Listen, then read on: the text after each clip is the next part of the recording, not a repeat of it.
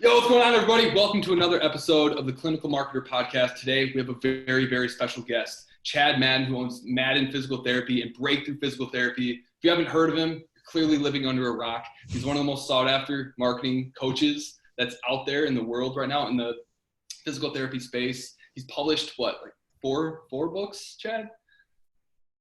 3 plus a lot of ebooks. Yeah. Yeah, 3 plus a lot of ebooks. He is absolutely brilliant. His strategies generally are around workshops and Facebook ads and email. Is that correct?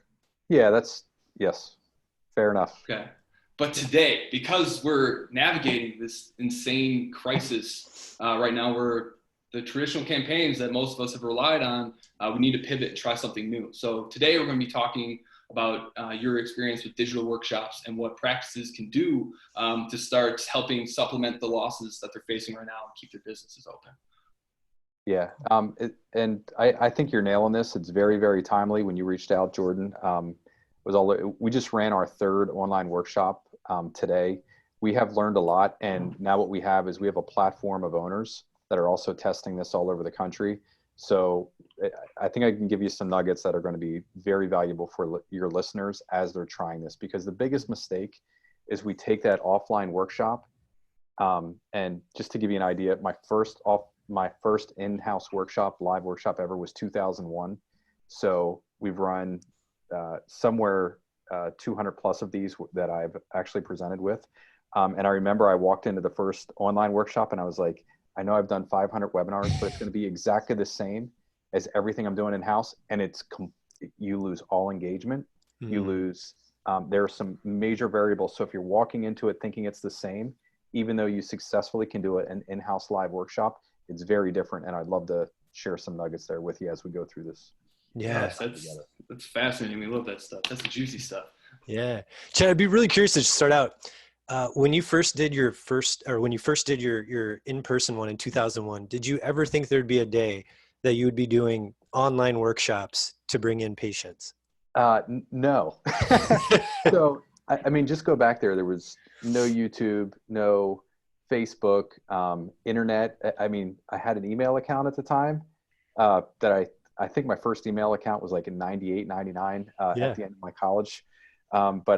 You just never thought that we were going to be able to connect to people in this way. So very thankful that we have that. Like, could you imagine going through this with no internet at all? That would be a disaster. Right. Yeah. So if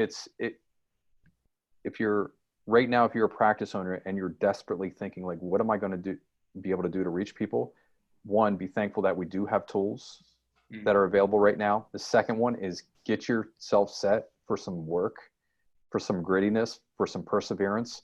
And ultimately your goal is mastery in terms of the online media form, because I think it's something that you can solve long-term, whether you're doing telehealth or in-house visits, and it complements well. So we are still open, just to give you an idea of where we're at here in Central PA. But we're down about 70%. So typically in our bricks and mortar PT business, we're doing roughly 1,200 visits a week.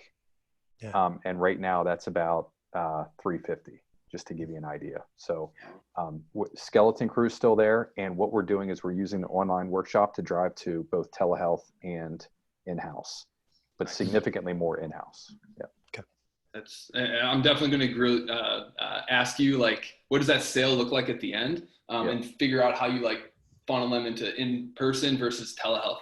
But one thing I like to do before we dive into the nitty gritty of the tactics is kind of bring the icon of Chad Madden or whoever our speaker is at the time kind of down to everyone's level. They can realize that you were in a similar position as them one time. And I was reading into your story a little bit. And in 2009, when the stock market crashed, it was a very similar situation to your practice. And I think out of there, you came out stronger than you ever did. And it created breakthrough after you learned the direct response marketing strategies that you had to survive.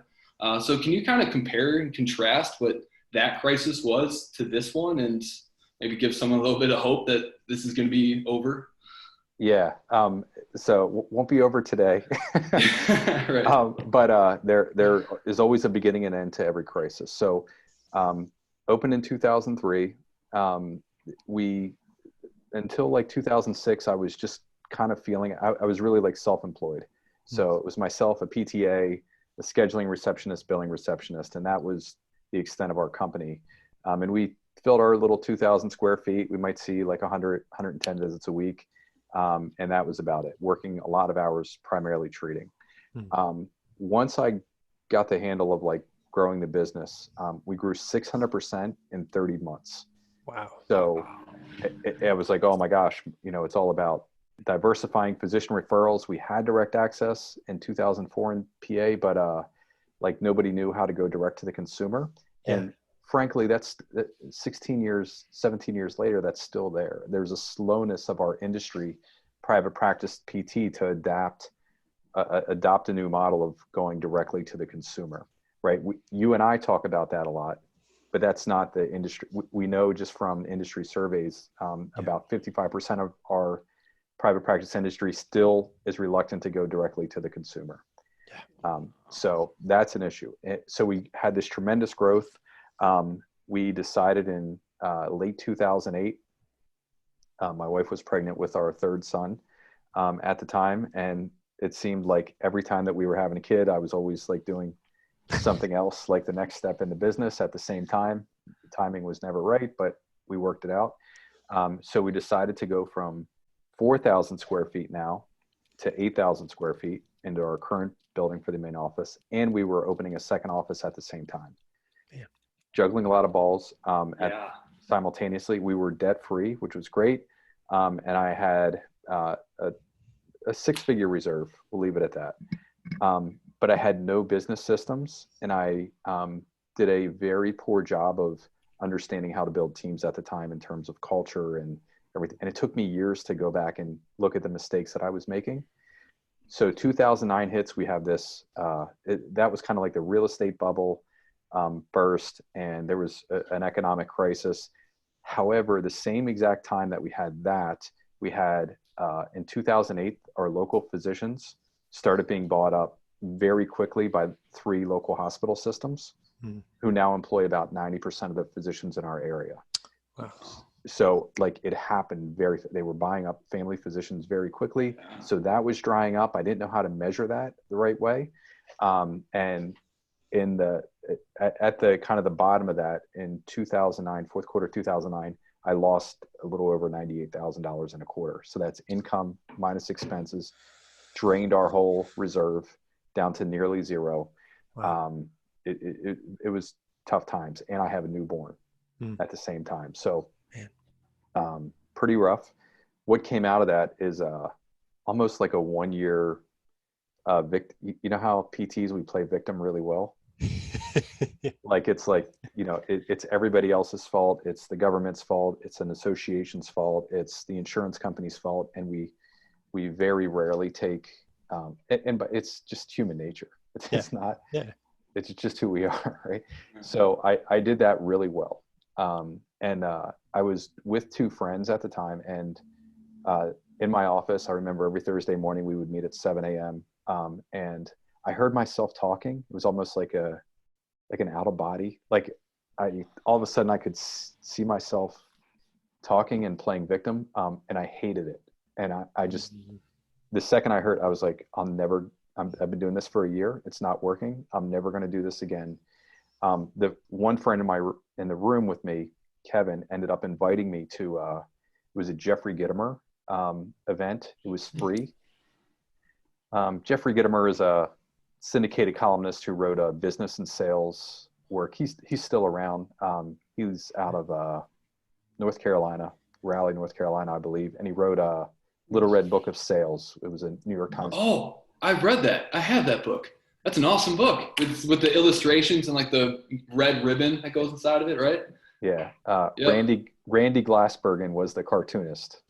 I had actually hired him for one of my books, the same cartoon from the Jeffrey Gitomer books. That's so cool. Unfortunately, he passed away here not long ago. Oddly, he had a college roommate who's a physician here in central Pennsylvania. Just small world. Yeah, very small world story.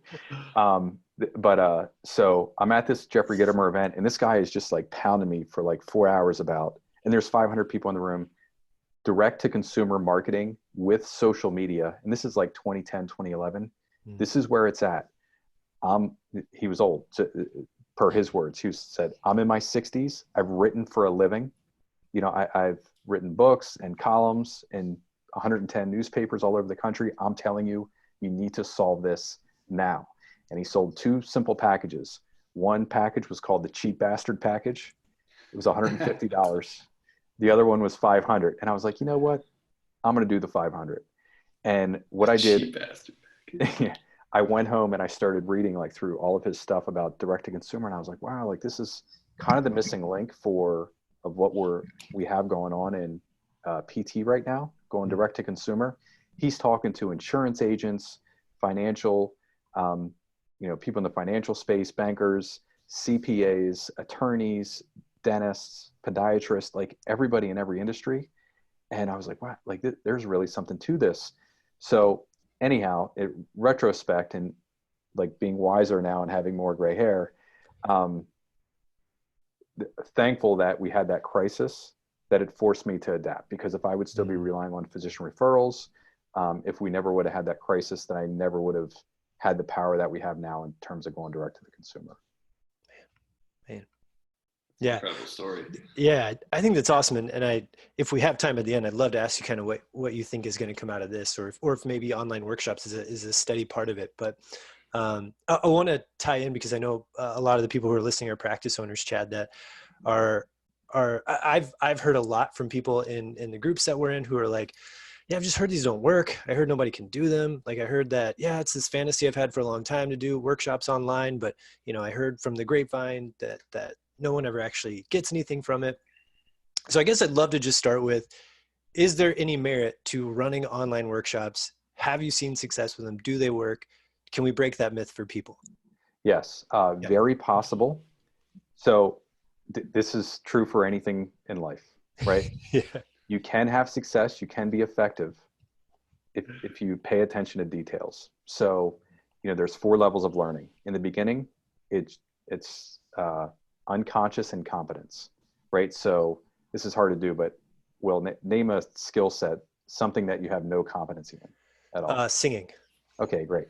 So you have no idea how to sing. If I said, hit an A sharp right now. Nailed it. Actually, I don't know either. So we're unconscious, right? We don't even know that we can't. You at least know that you can. So, yeah. Well, I wouldn't even know if I'd hit an A- or not. Yeah. I would just be like, yeah, sure. Yeah. Yep. Pretty sure there's not an A-. I believe it's A sharp. But so anyhow, so we have unconscious competence. The next level up is conscious incompetence. Now we know, oh, I don't know how to do this.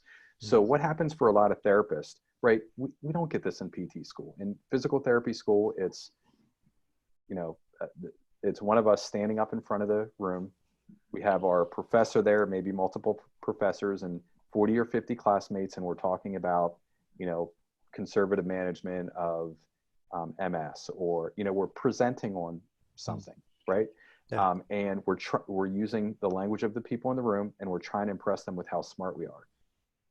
One of the things that a lot of PTs get wrong is when we're doing a live workshop, I'm not even jumping to online workshop yet, we try to impress people with our knowledge, and they just turn off. They don't have doctorates. They don't have master's degrees. They don't have bachelor's degrees in PT, and we talk over their head, and now we just lost the whole room.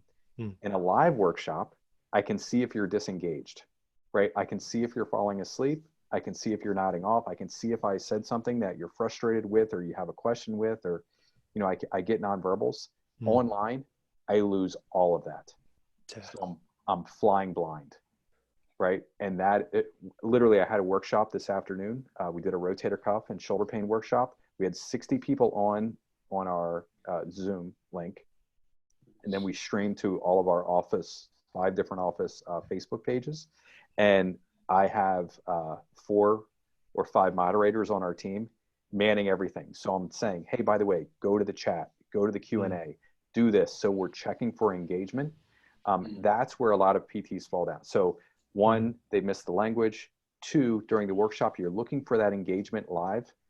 You have to figure out a way to reproduce that online. If you miss, like I did on my first one, nobody's going to schedule.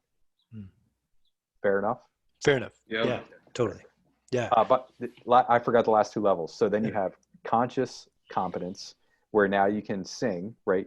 We get you a music lesson with Mariah Carey or whoever it's going to be. And, you know, she teaches you how to hit that A sharp, right? Yeah.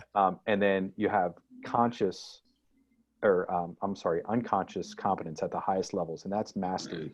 Right. So one of the deceiving things is that, and I hit this with owners frequently. I've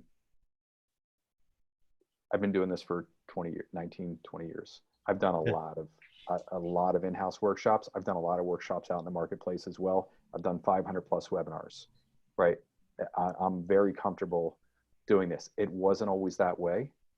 And it's everybody here can learn how to do it just like any other skill if you're dedicated and willing to put the work in. So I want to nail it the first time out. And if I don't, then it doesn't work. That's pretty classic. So just walking into it with a realistic expectation that I'm going to get better as I go along here and create some authority, celebrity expertise around myself and our brand of PT. That's what we need to walk into this with, and just realize that it's a skill that we want to develop competency in over time.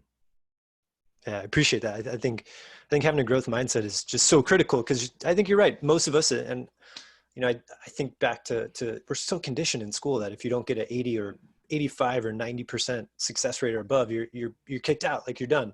And in this world of business, that if you're very rarely you're ever going to do 80, 90%, and you have to change the way that you approach it. So super appreciate that response, Chad. And I guess I'd be curious, how have you set up the online workshop that you do?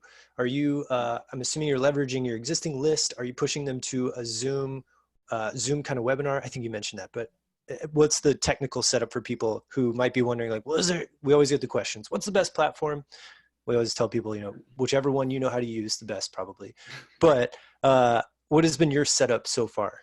So at Breakthrough, we've been on Zoom for 4 years. Nice. I've been through Skype. I've been through the Google. Hangouts. Terrible.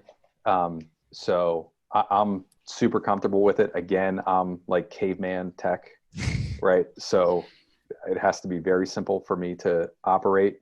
And I'm surrounded by, I think we said this before you hit record, but I'm surrounded by very smart technical people. So basically I have my slide deck. Are you comfortable with me sharing my screen? Yeah, absolutely. Yeah. Okay. I won't do anything too crazy here. But I have my slide deck. Cool. And I mean, literally I'm just walking through this. Yeah, very, very basic. But I just hit share screen and walk through it, and that's it. And then anytime I'm guiding people, I'm telling them, find the chat, go here, tell me your first name. Like, this is one of the first things we do. Give me your first name. What's going on with your shoulder? We're maximizing, engagement from the beginning. And if it's Sally and she says, I have trouble sleeping at night, then I might ask, well, what position do you sleep in? Are you a side sleeper or stomach sleeper? And then I'm creating engagement and conversation as we're working our way through the slides here. I love it. I think, Chad, I think one thing that I think a lot of people seem to feel like is that you can't have that conversation or that dialogue. And I guess I'd be curious, how important have you found that like little things like, hey, Sally, or hey, Jordan, as you see someone put their name in or their position, I think a lot of people just assume it's not a two-way conversation. It's just, it's a webinar or it's a training. It's just one way. How important is it for you on that you are making that sort of name connection with people? I wouldn't do it if we couldn't figure it out.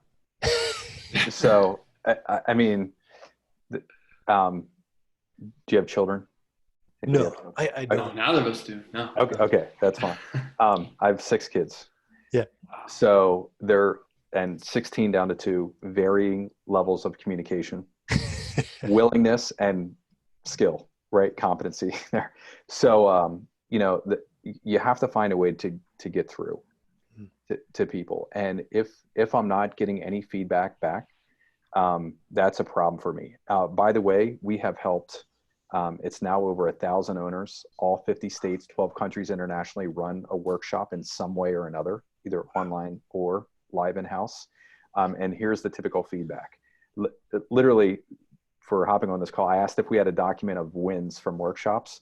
I'll show it to you here. It's a Google Doc. Yeah. And it's like 250 pages of Wow. people saying it worked. Wow. Guess what? There's probably one equally somewhere out in the universe that is people that say workshops don't work for me. Right. Here's the big difference. Every time it doesn't work, if somebody reaches out to me personally, I'll say, fine, just share your video. Here's what they'll do. They change it somehow. So it's, I did everything you said. That typically indicates to me, you talk to people for 45 minutes and you never checked engagement. Mm-hmm. Like, even as we're communicating right now, like you're picking up nonverbal cues, right? Constantly. We're making sure everybody's on the same page. I'm doing that. Jordan, you're doing that. Mm-hmm. Will, you're doing that, right? That's normal communication. You lose that in an online workshop, so you have to pick it up somehow, right? And just get creative with it. So I use the chat, I use the Q&A constantly. In other webinars, I brought people on live. That's really dicey to bring a cold traffic person on live to have them talk about their rotator cuff and shoulder problem.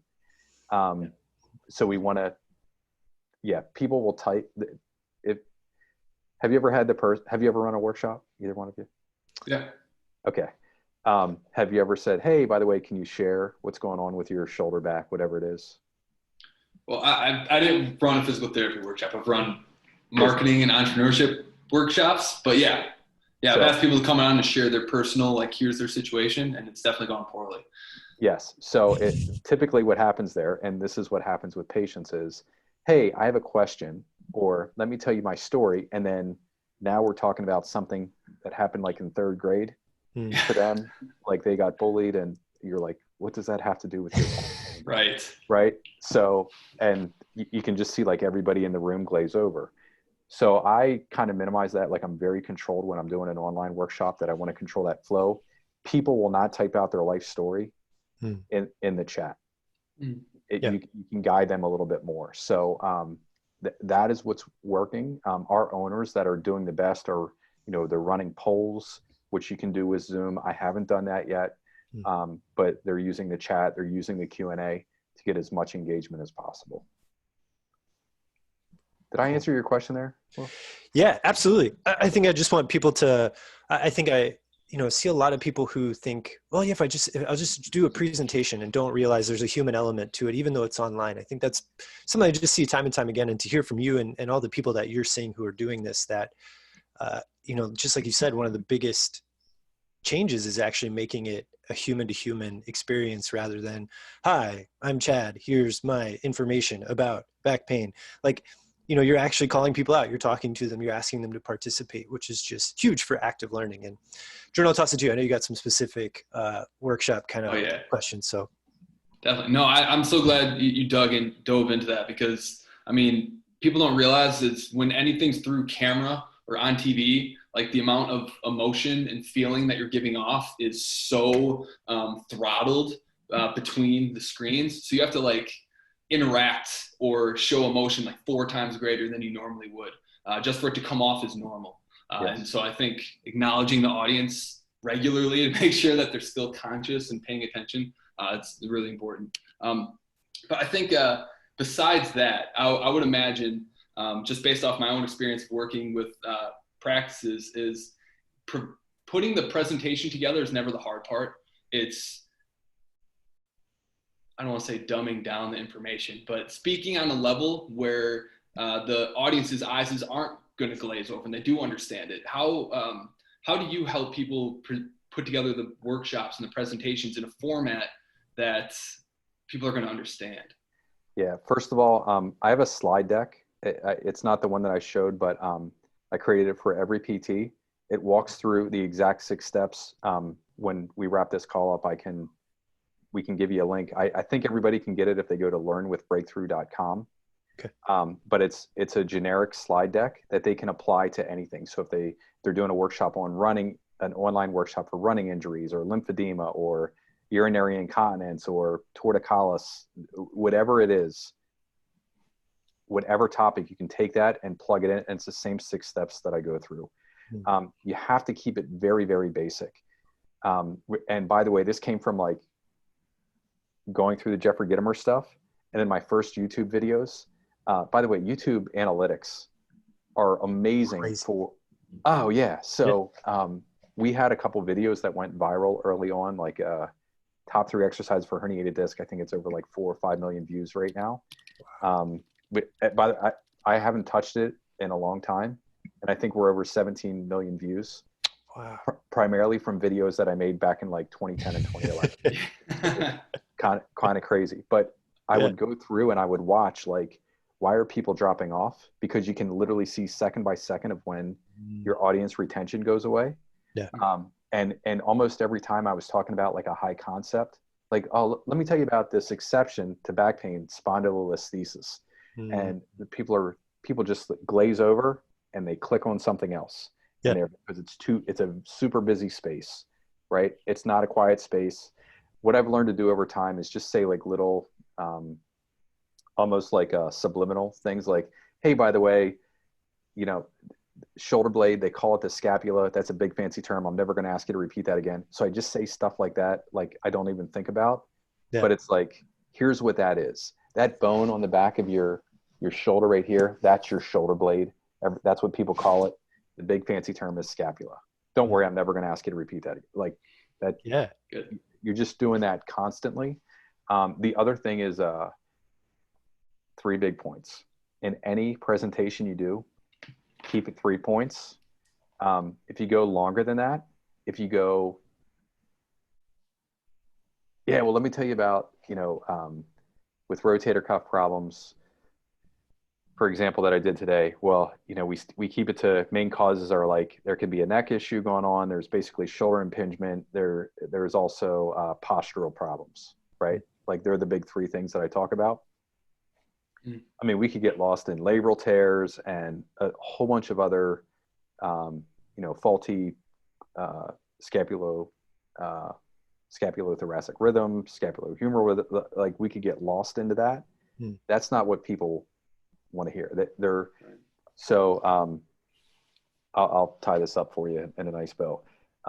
Back pain and sciatica, at one point that video was the #1 video in the world. So when you would Google sciatica, it was the only video that came up on the first page of Google. That's no longer true. Wow. But that gave us years to look into data. So from that video, we did a survey funnel. If you're familiar with Ryan Levesque, like a ask type of survey funnel. We set that up for the back pain and sciatica. We ran it for 60 days. We had 3,100 back pain and sciatica sufferers from 5 continents fill out from all over the world. And guess what's weird? They all said almost identically the same thing. I'm alone. Nobody's ever been through this before. I've tried everything, even if they haven't. I've tried everything. I'm afraid I'm never going to be back to normal again. That was the narrative that was going on in their mind. Yeah. So we just once we had that data, we were like, wow, like they really don't care about, herniated disc stuff. Like right? Like that's our PT mindset trying to interfere with somebody and thinking that they have to we're going to take our 7 years of study and I'm going to hand deliver that to you in 5 minutes. And somehow you're going to be able to kill your own back. That's not how it works. Right. So like getting serious about the message, it's what is in our head as the PT doesn't count. It's what's in the head of the patient, the person that we're potentially helping, that really matters. And taking the time to understand that and communicating it to them in a way that makes sense, that's what it's all about. Otherwise, you might as well just talk to them in a different language that they don't understand. Right. I think one of my favorite lines that basically summarizes what you just said is from one of my coaches, Steve Larson, and he says, you don't put money in your own pocket, so your opinion doesn't matter at all. And I think it's exactly that. I mean, everyone PTs go for school for so long. They take on all that debt, and they've taken all this work of launching their own practice. And I feel like some of them almost think, I don't know if it's an ego thing, but they feel like everyone should listen to me. And, they don't think nearly as much as what, the consumer is thinking what they really want. They want to prescribe something, not deliver something that's requested almost. Right? Did you see that? Yeah. Completely agree. Yes. So I think that's a perfect segue into like, once you do a workshop and you crush it. And I think the presentation, a lot of PTs do a really good job with. It's when they get to the ask where they start stumbling over their words and kind of, awkwardly say like, okay, here's the package and here's the price, like a question mark at the end of it. So how do you help people? What kind of offers do you make at the end of your online workshops? And at what point do you give them the option of either coming in person or choosing telehealth? What does that sequence look like? Yep. So I'm just going to do it. I'm going to do we call it the close. It's the last 5 minutes. Cool. And then we're going to dissect what just happened. Awesome. Please do. All right. So Jordan, obviously I'm not addressing you one-on-one, but yeah, let me reset. Okay. So here's what successful treatment looks like. I share that slide. All right. So now let's just recap what happened here. You had shoulder pain. You clicked on our ad. You registered for this event. You're here right now. You asked questions. You shared, that you had trouble with shoulder pain with sleeping, reaching into the back seat, reaching behind your back, getting dressed, reaching overhead, doing your hair, or lack of hair, like Will and I, et cetera. Right. So you have shoulder pain. So I'm guessing that you want help, right? You don't want to ignore, you don't want to continue to alter your pain with medications or injections or anything like that. You're looking for serious help. So here's what we can do. You can go to maddenpt.com/schedule, right? We have a link you can go to and schedule an appointment. Or you can call in 717, we give our phone number, right? Call the main office. Here's what's going to happen when you schedule an appointment. Right now, we're driving to an online appointment. As things open up here, we'll go back, as we've done in the past, to a live appointment. By the way, it's not 100%, but nearly 100% of people have converted over once they get on that call to an in-house plan of care. Cool. Right. So anyhow, that's what happens. So go there now. By the way, I'll stay here. We're gonna answer all of your questions. Looks like we have 32 questions populated in. Mitch is gonna hop on here. He's gonna help me moderate. So go there now. And here's what's gonna happen on that call. You're gonna talk with a therapist who specializes in shoulder pain.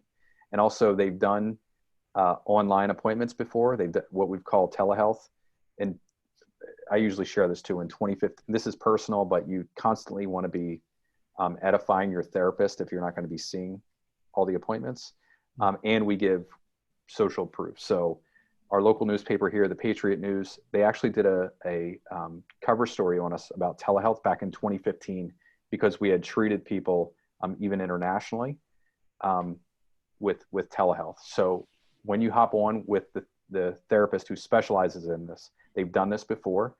The first thing they're going to do is they're going to go through your history because there are clues in there that point us to the cause of what's causing your shoulder problem with whatever it is. The second thing they're going to do is they're going to go through some basic movements as best they can online just to see how you're moving. So to see if your neck is involved, to see if your shoulder blade's involved, to see if your rib cage is moving the best way. Yes, it's not like, the same exact as we have in the clinic, but they know how to get you to move so they can see what's going on. They're then going to identify the cause, or more importantly, the causes of what you have going on. And then they're going to show you what successful treatment could like for you. At that time, you're going to make a decision to either go the telehealth route or to come in for an appointment based on your comfort level. We know everybody's at different levels right now. So again, go to that link, maddenpt.com/schedule, or call the office and we'll open it up for questions right now. All right. That's what we do at the end. Very, very confident, right? When you go if there's one piece of advice I can give you and Jordan, you nailed it. There's a tail off.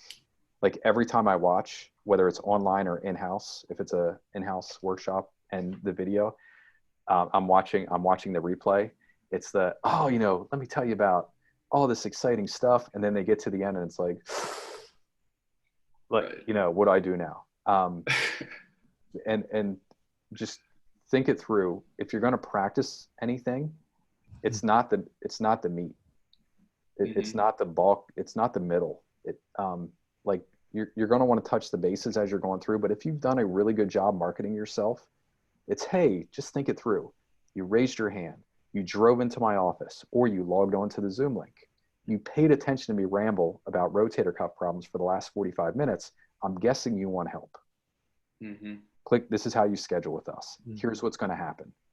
Right. So again, if I can give advice, it's record yourself and go back and watch yourself. In my early YouTube days, I used to do that all the time because I edited my own videos. And I was like, wow, that is hard. Like, that is absolutely horrible. Not a good analogy. Don't ever do that again. And, you like retrain your subconscious mind to some degree for competency and presentation. But the trailing emotional state at the end of a webinar is pretty common. Right. And it doesn't really create confidence in the people that might purchase with you either, which is definitely why people struggle with it. But I listen to like what you say, what people say, but I really pay attention to like why they're saying it, and like what the framework that you follow is genius. There's so many psychological levers in there. Like started out, and I know you're going to dissect it, but let me know if I like nailed it. So you reframe them. You basically like, here's why you're here, almost like setting it like, if you don't take action on this, like, why'd you even like take the time to do all this stuff? Almost like makes them feel like they have to now. You set the expectations by showing them, here's what to expect. Here's the level of expertise the therapist you'll be with is. Then you show the proof. I love this part where you tell them this many people end up buying follow-up plans of care after this, where it's just like, oh, this must be a pretty good thing. Genius. I love that. And the one part of where I have questions was when you kind of like delivered the options to them once you do all that. So how would I do with taking the kind of parts out of that? Did I miss any? You did great, man. Thanks, man.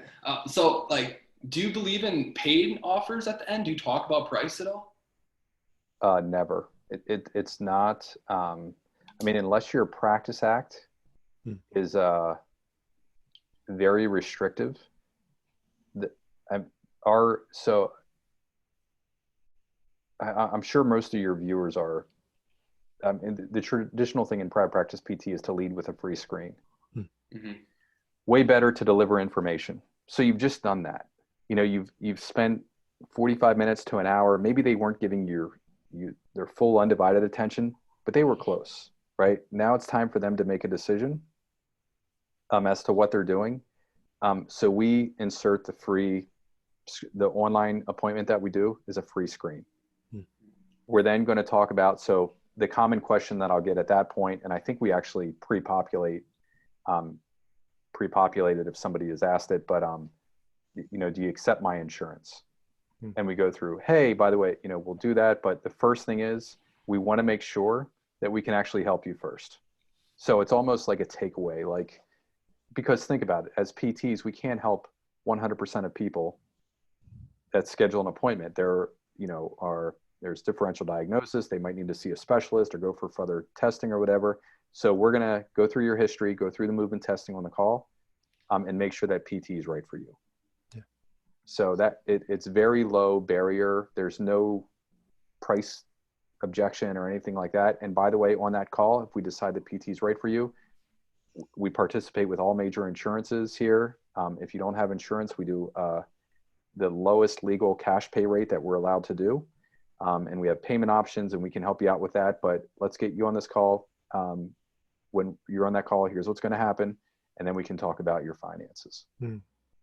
Love it. Chad, I want to be respectful of your time. I got one tactical question I'm really curious about. Since this has been opened up to online visits and I'm trying to remember Pennsylvania, of telehealth, if I'm assuming able to do all statewide, the advertising that you're running, are you still staying local or are you going statewide now that you can do online visits? How have you kind of approached your like geography of advertising? Yeah. So probably get in trouble for saying this, but I did a self audit back in 2014, 2015. Yeah. Where and we didn't have a ton of people go through this, but we were selling online telehealth for cash. Again, 2014, 2015, the laws at that time were very gray. And so if you're, Will, what state are you in? I was in Pennsylvania at the time. I just moved to Virginia. Yeah. Okay. So you're in Virginia. I'm in PA. I cannot my license, you have to be in PA for me to treat you. Right. So we are still local to our 5 locations here in central PA. Yeah.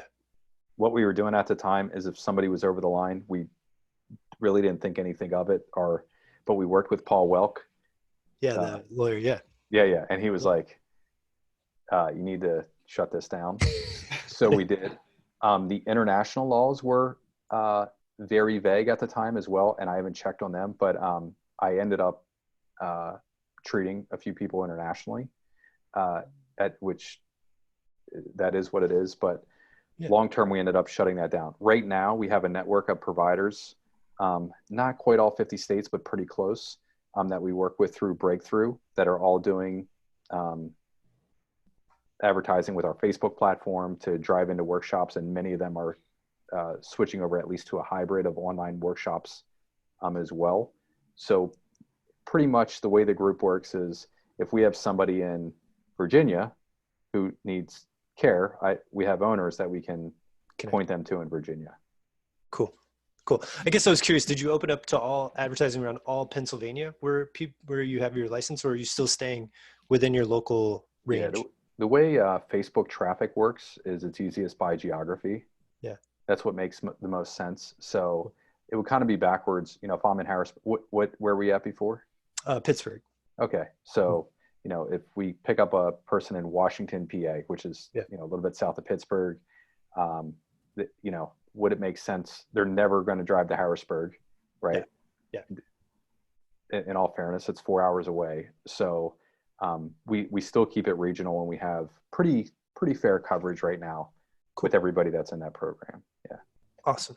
Thank you. You're welcome. Yeah. Chad, thank you so much for your time today. You dropped some serious gold nuggets for us. If someone wants to learn more about Breakthrough and potentially become a client, or go find those free resources for learning how to, present this information to consumers, where can they go to find more? Yeah, the best place to go right now is learnwithbreakthrough.com. Everything. So all of the financial sheets to help people build a gap here, a bridge over the crisis gap that we're talking about right now and emerge stronger on the other end. All of the marketing tools, the workshop deck, anything like that, we have at learnwithbreakthrough.com. You can check everything out there, download all the resources and everything else you need. That's the best place to go. Excellent. Thanks so much, Chad. Thanks for having me, Jordan. And Will, this is great.